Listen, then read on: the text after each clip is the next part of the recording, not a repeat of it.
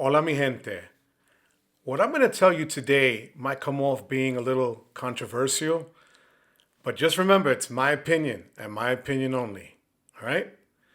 So, when you think of a bank robbery, you picture the bad guys running into the bank, wearing masks, big empty bags, get their money, run out into a getaway car, and then they keep going, right? That's a bank robbery. Ironically, Capital One has been doing this for years to its customers, minus the masks or the empty bags. Today I'm going to show you why you should really think long and hard before applying to a Capital One credit card. And if that sounds good to you, hit that like and subscribe button. Let's jump into it. Capital One focuses on subprime customers. That is, with people with a credit score of 670 or less. And they also tend to carry a high balance month to month. And then that interest continues to just multiply. And the people that get those cards end up drowning in debt and they don't know how to get out of it. And the cycle just continues. Now, according to the Motley Fool, in October, they had an article that said that Capital One had admitted that they've seen an uptick in delinquencies in their subprime customer base. So why am I saying all of this?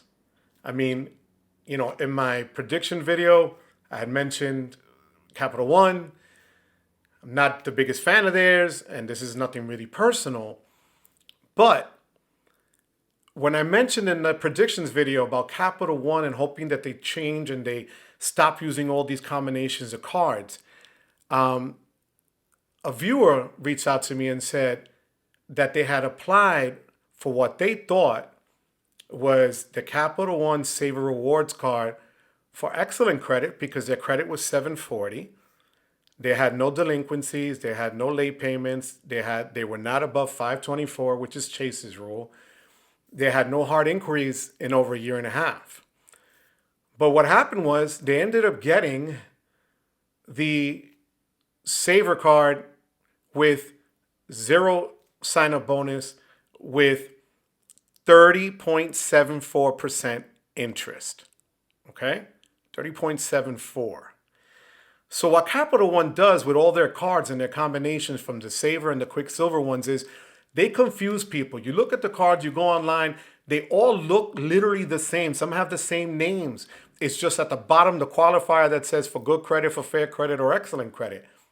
Now, the thing is, if you're applying thinking you have the excellent credit, because this person just showed me that they had a 740 score, no delinquencies, no hard inquiries in a year and a half, you would think they would qualify for the better card, right? But no, Capital One sent them that card and they got clubbed over the head with a 30.74 interest rate from jump. Okay? So to me, that's just taking advantage of people. To me, that's taking advantage of people who are in need of credit, who are having a tough time, who maybe lost their job and need some, to get that bridge to the next month or two until they find another job, or their income isn't enough the way things are now with things so expensive. So, I really feel that Capital One is feasting on these people.